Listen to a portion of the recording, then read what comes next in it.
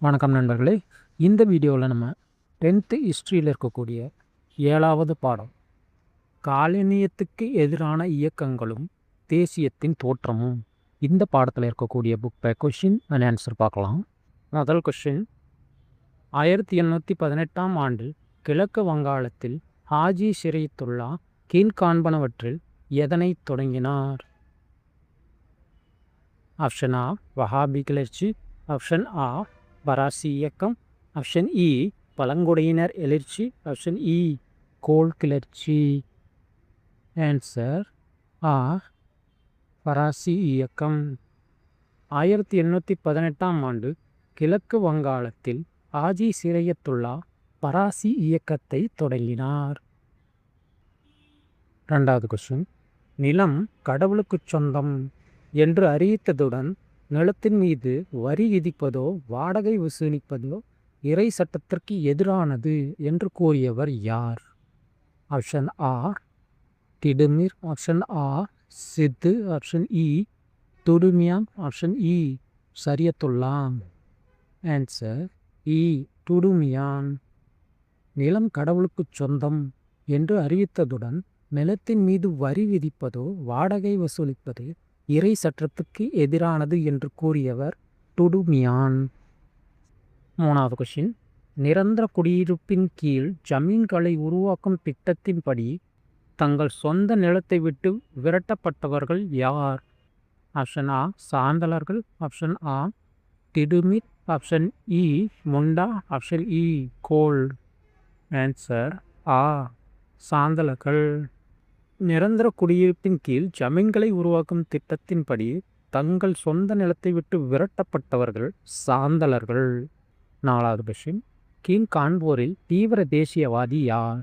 Option ஆ Dadabhai Nowroji, option ஆ நீதிபதி Kovind Ranade, option இ Bipin Chandrapal, option இ ரோமேஷ் சந்திரா.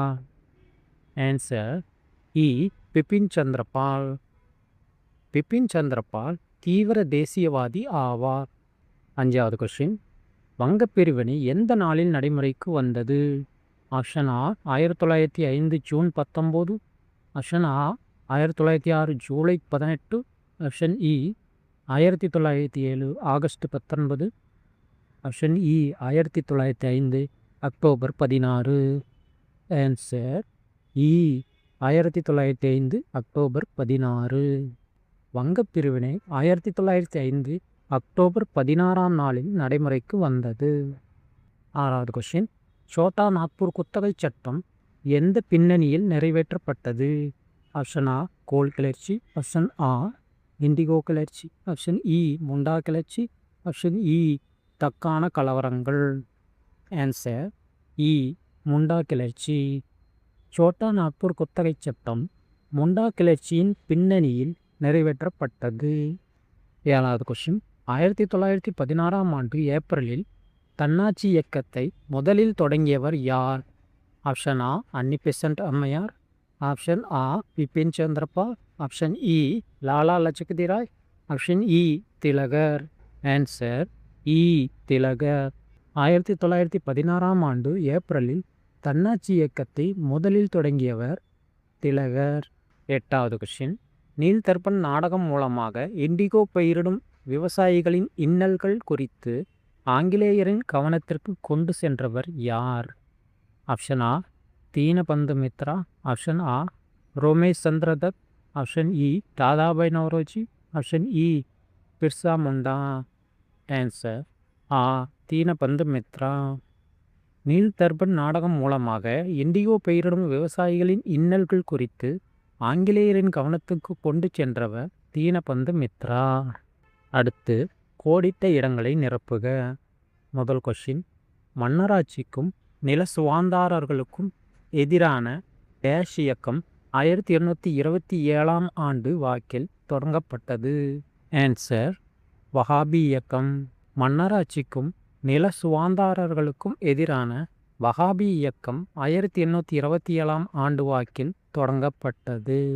ரெண்டாவது question, Chhota Nagpur பகுதியில் நடந்த மிகப்பெரிய பழங்குடியினர் கிளர்ச்சி டேஷ். ஆன்சர் கோல் கிளர்ச்சி. சோட்டா நாக்பூர் பகுதியில் நடந்த மிகப்பெரிய பழங்குடியினர் கிளர்ச்சி கோல் கிளர்ச்சி. 3வது கொஸ்டின். சோட்டா நாக்பூர் சட்டம் நிறைவேற்றப்பட்ட ஆண்டு டேஷ். ஆன்சர் 1908. சோட்டா நாக்பூர் சட்டம் நிறைவேற்றப்பட்ட ஆண்டு 1908. 4வது கொஸ்டின். உமேஷ் சந்திர பானர்ஜி இந்திய தேசிய காங்கிரசின் தலைவராக தேர்ந்தெடுக்கப்பட்ட ஆண்டு டேஷ். ஆன்சர் 1885. உமேஷ் சந்திர பானர்ஜி இந்திய தேசிய காங்கிரசின் தலைவராக தேர்ந்தெடுக்கப்பட்ட ஆண்டு 1885. அடுத்து சரியான கூற்றை தெரிவு செய்யவும். முதல் கொஸ்டின். 1. மீர் ஜாஃபரிடம் இருந்து 2,75,00,000 ரூபாயை வாங்கிய கிழக்கிந்திய கம்பெனி அதனை பிரிட்டனில் தொழில் புரட்சி மேம்பட முதலீடு செய்தது. 2. 1731 1732 ஆண்டு அரசு அதிகாரிகள் மற்றும் கடன் கொடுப்போருக்கு எதிரான கிளர்ச்சியை கோல் மக்கள் ஒருங்கிணைத்தனர். 3.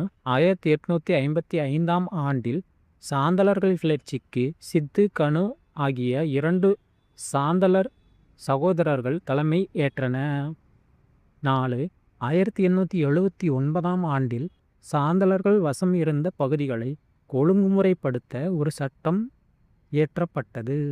ஆன்சர் ஆ 1, 2 மற்றும் 3 சரியானவை. மீர் ஜாஃபரிடமிருந்து 2,25,00,000 ரூபாயை வாங்கிய கிழக்கிந்திய கம்பெனி அதனை பிரிட்டனின் தொழில் புரட்சி மேம்பட முதலீடு செய்தது. இது சரி. 1831 1832 ஆண்டு அரசு அதிகாரிகள் மற்றும் கடன் கொடுப்போர்களுக்கு எதிரான கிளர்ச்சியை கோல் மக்கள் ஒருங்கிணைத்தனர். இதுவும் சரி. 1855 ஆண்டில் சாந்தலர்கள் கிளர்ச்சிக்கு சித்து கனு ஆகிய 2 சாந்தலர் சகோதரர்கள் தலைமையேற்றனர். இதுவும் சரி. 1879 ஆண்டில் சாந்தலர்கள் வசம் இருந்த பகுதிகளை ஒழுங்குமுறைப்படுத்த ஒரு சட்டம் இயற்றப்பட்டது. இது தவறு. ஆண்டு தவறு. 1908 வந்திருக்கணும். அதனால் இது தவறு. 2வது கொஸ்டின். 1.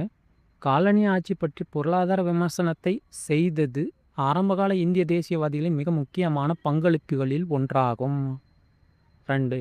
இந்தியாவில் வறுமை அதிகரிக்க சமய ரீதியான சுரண்டலே மிக முக்கியமான காரணம் என்று ஆரம்பகால காங்கிரஸ் தலைவர்கள் தெரிவித்தனர். 3. சுயராஜ்யம் அல்லது தன்னாட்சியை எட்டுவதே மித தேசியவாத காங்கிரஸ் தலைவர்களின் குறிக்கோள்களில் ஒன்றாக இருந்தது. 4. வங்காளத்தின் ஆதிக்கத்தை குறைப்பதையும் தேசியவாத இயக்கத்தை வலுவிழக்கச் செய்வதையும் குறிக்கோளாக கொண்டு வங்கப் பிரிவினை நடந்தது. ஆன்சர் ஆ 1 மற்றும் 4 சரியானவை. காலனி ஆட்சி பற்றிய பொருளாதார விமர்சனத்தை செய்தது ஆரம்பகால இந்திய தேசியவாதிகளின் மிக முக்கியமான பங்களிப்புகளில் ஒன்றாகும். இது சரி. இந்தியாவில் வறுமை அதிகரிக்க சமய ரீதியான சுரண்டலில் மிக முக்கியமான காரணம் என்று ஆரம்பகால காங்கிரஸ் தலைவர்கள் தெரிவித்தனர். இது தவறு. இது சமய ரீதியான சுரண்டல் இல்லை. ஸோ அதனால் இது தவறு. சுயராஜ்யம் அல்லது தன்னாட்சியை எட்டுவதே மித தேசியவாத காங்கிரஸ் தலைவர்களின் குறிக்கோளில் ஒன்றாக இருந்தது. இதுவும் தவறு. வங்காளத்தின் ஆதிக்கத்தை குறைப்பதையும் தேசியவாத இயக்கத்தை வலுவிழக்கச் செய்வதையும் குறிக்கோளாக கொண்டு வங்கப் பிரிவினை நடந்தது. இது சரி. 3வது கொஸ்டின். கூற்று. இந்திய வரலாற்றில் முதன்முறையாக காலனி ஆட்சியின் கீழ் அரசு வனங்களின் மீது நேரடி தனியுரிமை கோரியது. காரணம். இண்டிகோ விவசாயம் செய்யுமாறு விவசாயிகளை நிர்பந்திக்க தொழில் செய்வோர் மிரட்டல் மற்றும் வன்முறையை கையாண்டனர். ஆன்சர் ஆ கூற்று மற்றும் காரணம் இரண்டுமே சரி. ஆனால் காரணம் கூற்றுக்கான சரியான விளக்கம் இல்லை. கூற்று. இந்திய வரலாற்றில் முதன்முறையாக காலனி ஆட்சியின் கீழ் அரசு வனங்களின் மீது நேரடி தனியுரிமை கோரியது. இது சரி. காரணம். இண்டிகோ விவசாயம் செய்யுமாறு விவசாயிகளை நிர்பந்திக்க தொழில் செய்வோர் மிரட்டல் மற்றும் வன்முறையை கையாண்டனர். இதுவும் சரி. 4வது கொஸ்டின். கூற்று. பிரிட்டிஷ் அரசு 1857 ஆண்டின் பெரும் புரட்சியை இரும்புக்கரம் கொண்டு அடக்கியது. காரணம். மையப்படுத்தப்பட்ட நிர்வாகம் இல்லாததால் கிளர்ச்சி தோல்வி கண்டது. ஆன்சர் இ. கூற்று மற்றும் காரணம் இரண்டுமே சரி. அத்துடன் காரணம் கூற்றுக்கான சரியான விளக்கம் ஆகும். கூற்று. பிரிட்டிஷ் அரசு 1857 ஆண்டில் பெரும் புரட்சியை இரும்புக்கரம் கொண்டு அடக்கியது. இது சரி. காரணம் மையப்படுத்தப்பட்ட நிர்வாகம் இல்லாததால் கிளர்ச்சி தோல்வி கண்டது. இதுவும் சரி. அடுத்து பொறுத்துக. 1. வஹாபி கிளர்ச்சி. சரியான ஆன்சர் திடுமிர். வஹாபி கிளர்ச்சி திடுமிர். 2வது கொஷின். முண்டா கிளர்ச்சி. சரியான ஆன்சர் ராஞ்சி. முண்டா கிளர்ச்சி ராஞ்சி. 3. பேகம் ஹஸ்ரத் மஹால். சரியான ஆன்சர் லக்னோ. பேகம் ஹஸ்ரத் மஹால் லக்னோ. 4. நானா சாஹிப். சரியான ஆன்சர் பேஷ்வா 2ஆம் பாஜிராவ். நானா சாஹிப் பேஷ்வா 2ஆம் பாஜிராவ்.